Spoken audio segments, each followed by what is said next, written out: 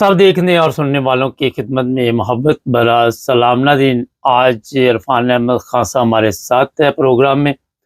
और अमेरिका में कल क्या हुआ आपने देखा, तमाम तकरीबन यूरोपियन लीडर वहाँ पे पहुँचे हुए थे और कुछ जर्मनी के बारे में भी आपको बताएंगे। जी खान साहब क्या कल कोई बयानिया जारी हुआ जी? मुबारक साहब, वो कल की मीटिंग का बयानिया तो इतना आम हो चुका है कि हर बंदा कल टीवी से लग के बैठा हुआ था। दुनिया की बड़ी ताकतें साथ जोड़ के बैठी हुई थी वाशिंगटन के अंदर।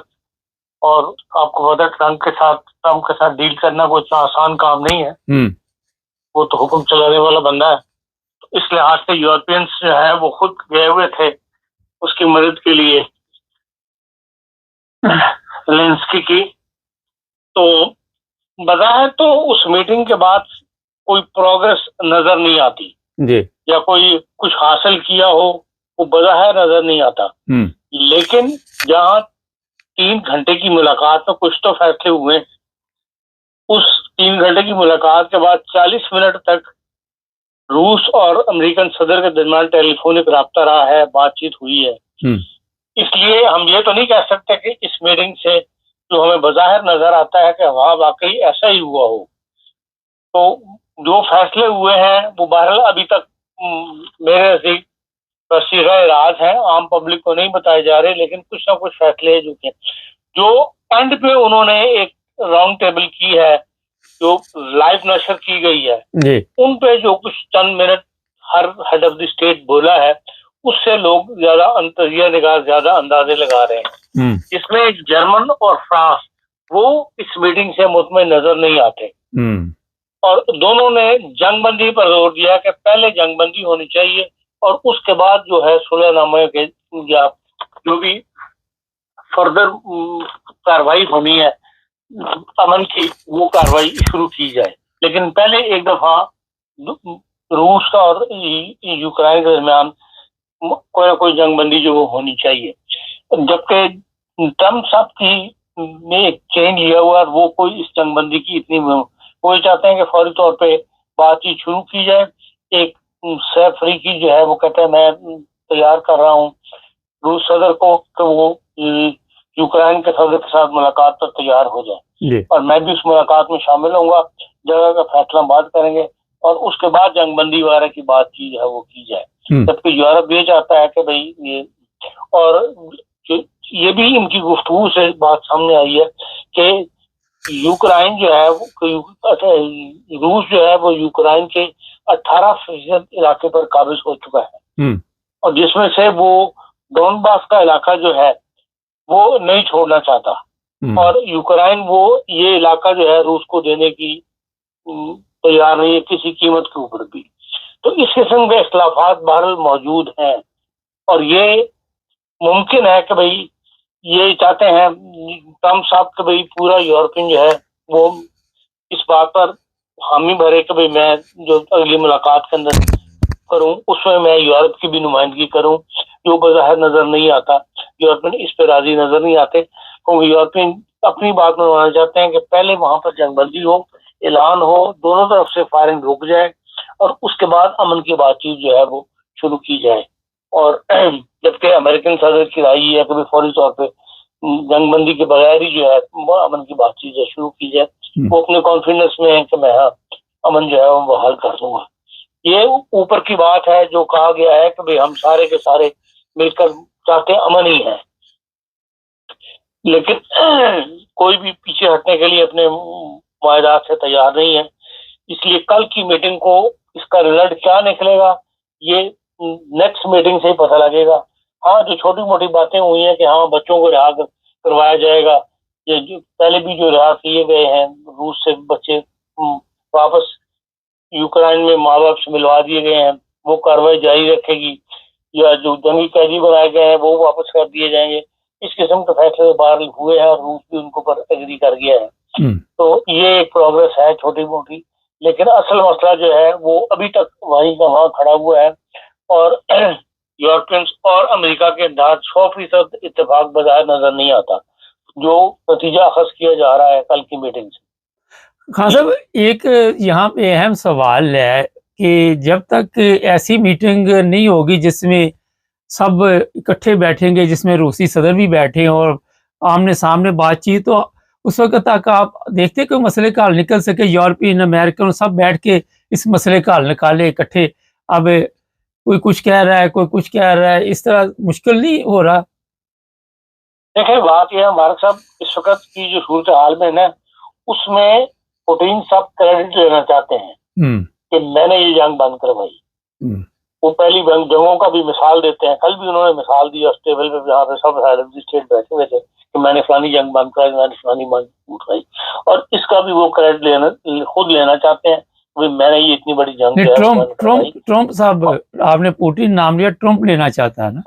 ट्रम्प साहब जो है वो ये चाहते हैं, जिसका क्रेडिट लेना चाहते हैं। इसलिए अभी तक वो इस बात पर ध्यान नहीं कि हाँ सारे मिलकर, वो अलग चाहते हैं कि हाँ मैं जो है वो पुतिन के साथ और उसके साथ बैठूं, यूक्रेन के सदस्य के साथ, और उसमें बातचीत हो और उसमें अमन मुआहदा जो है वो हो जाए। सबको साथ में वो सबकी बात सुनने को तैयार है यूरोप की, इसलिए नेटो का मेंबर है, वो पाबंद है, और इस बात पे वो राजी हो गए कि हाँ नेटो का जो आर्टिकल 4 है उसमें जो सिक्योरिटी की जमानत दी गई है, मैं भी उसका हिस्सा बनूंगा। पहले वो अपने आप को अलग कर रहे थे कि भाई यूरोप जाने वो जाने, लेकिन अब वो इस बात पर तो राजी हो गए। लेकिन बाजार यही नजर आता है कि वो उसका क्रेडिट खुद अकेले लेना चाहते हैं। अच्छा, एक चीज यहाँ पे बताइए, इतना बड़ा जानी नुकसान वहां पे हो गया, अभी तक 18% इलाका सिर्फ रूस ले सका 2-3 साल में, और रूस को भी पता है कि इतनी आसानी से पूरे यूक्रेन पे कब्जा करना तो आसान नहीं है खान साहब। देखिए, जब जंग होती है उसमें कुर्बानियां देनी पड़ती। वियतनाम के अंदर कितनी दुनिया मर गई थी, या जो ममालिक लड़के आजाद हुए हैं उन्होंने कितनी कितनी कुर्बानियां दे के तो आजाद करवाया अपना मुल्क। तो ये तो फिर कुर्बानियां तो देनी पड़ती हैं। ये ना ये बड़ी ताकतें इस बात का सोचा करती हैं कि कितने लाख आदमी मर गए या कितने आदमी, हजारों आदमी इस जंग की नजर जो होती है, वो तो कहते हैं फौज बनती इसीलिए है कि भाई हाँ लड़ाई के लिए, इसलिए इस बात का नहीं सोचा करते। अब फलस्तीन का क्या छोटा सा इलाका है, इसमें 61,000 आदमी जो है वो हलाक हो चुका है, जिसमें औरतें बच्चों की तादाद ज्यादा है। दुनिया में किसको परवाह है? इन बातों को ये लोग विकास नहीं सोचा करते। तो यही हालात गजा में है, वहां भी बात जो जर्मनी से मुतल्लक है, जो आपके नाज़रीन से मुतल्लक है जी, वो मैं बयान करना चाहता हूँ ताकि आपके नाज़रीन तक वो बात पहुंचनी चाहिए। आपको पता है कोविड की वजह से दुनिया के अंदर काफी कुछ अभी तक उसके असरात जो है वो चल रहे हैं। बिल्कुल। अब जो जर्नल है मेडिसिन का, उसने एक रिपोर्ट शाया की है और उसने ये बताया है कि भाई जिन लोगों कोविड के दुनिया के 16 ममालिक में से 2,390 अफराद पर उन्होंने रिसर्च किया है। इस रिसर्च को उन्होंने 3 हिस्सों में तकसीम किया था। वो लोग जिन्हें कोविड नहीं हुआ, वो लोग जिन्हें हल्का कोविड हुआ, वो लोग जो वेंटिलेटर पर गए और फिर बच गए। इन सारों पर उन्होंने तहकीक करवाई है और उसके बाद वो इस रिजल्ट पर पहुंचे हैं कि इस कोविड की वजह से मर्दों और औरतों में ये तादाद बहुत ज्यादा है। जो नसें हैं, जो रगें चल रही हैं, उनकी मियाद जो है वो बहुत बढ़ गई है। और आज ये है कि जिस तरह उम्र बढ़ती है इसी तरह नसों की भी उम्र बढ़ रही होती है और वो वक्त के साथ साथ सख्त होती चली जाती है। लेकिन इस वक्त की सूरत हाल ये है कि ऐसे लोग जिनको कोविड हुआ है उन सब की नसें जो है वो अगर उम्र 40 साल है तो नसों की उम्र जो है इस वक्त 70 साल या 80 साल पे पहुंची हुई है। ये एक मिसाल दे रहा हूँ। हर केस में एक मुख्तलिफ मतलब अभी सामने आ रहा है और उसकी वजह से नौजवान लोगों में डेथ का रेशो जो है वो बहुत बढ़ रहा है। मर्द कम जवान फौत हो रहे हैं, औरतें ज्यादा जवान जो है वो फौत हो रही है और अचानक उन पे हार्ट का वो हमला होता है। वो नसें उस रेशो को बर्दाश्त नहीं कर रही। उन्होंने एक नया आला निकाला है जिसमें गर्दन से लेके पैर तक जो ब्लड का प्रेशर है वो चेक कर रहे हैं और उससे नसों की जो इस वक्त कंडीशन है लोगों की वो बर्दाश्त कर सकते हैं या नहीं कर सकते। तो एक किस्म की उस जर्नल में वार्निंग जारी की गई है कि भाई औरतों के अंदर बहुत ज्यादा फालिज और डेथ जो है हार्ट की, वो हार्ट की वजह से डेथ जो है उसकी रेशो बढ़ जाएगी। तो इसलिए मोहतात होने के लिए उनका है कि भाई लोग अपनी रंगें चेक करवाएं, ताकि कि भाई इस वक्त किस स्टेशन के ऊपर है, वो उनकी उनकी कंडीशन क्या है इस वक्त। तो बहरहाल ये एक ऐसी एक जिसको सबने नकल किया उस जर्नल के, कल के तमाम अखबारात में, तमाम टीवी पे भी डिस्कशन शुरू हो गई है इस रिसर्च के ऊपर, और अभी ये रिसर्च जारी है। तो बहरहाल लोगों को इस बारे में हमने भी देखा है कि बहुत जंग लोग जो है हमारी कम्युनिटी के फौत हुए हैं पिछले एक हफ्ते के दौरान, और सब अचानक हार्ट फेल होने की वजह से बंद हुए। तो ये जो नया मसला खड़ा हो रहा है नसों का, ये बहरहाल चेक करवाना चाहिए तमाम नाज़रीन को इस तरफ।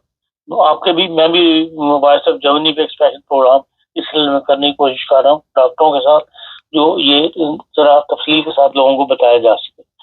जी हाँ साहब, ये जो अभी आपने एंड पे खबर दी ये तो बड़ी तफ्शीशनाक है और परेशानी वाली है। तो जो चेकअप के बाद कोई ऐसी मेडिसिन दी जाएगी जिससे कंट्रोल किया जाए ये सारा कुछ डॉक्टर? जो लोग रिसर्च कर रहे हैं इसके पीछे पड़े हुए हैं, वो लाए ऐसी मेडिसिन भी निकालेंगे, ये निकाल रहे होंगे, ये कुछ ना कुछ हल तो बहरहाल होगा। लेकिन ये बात दुरुस्त है कि बाद लोगों को एक तकलीफ हुई है और जिन्होंने बर वक्त पकड़ लिया उनका इलाज हो रहा है। जी चलें जी, बहुत शुक्रिया खान साहब।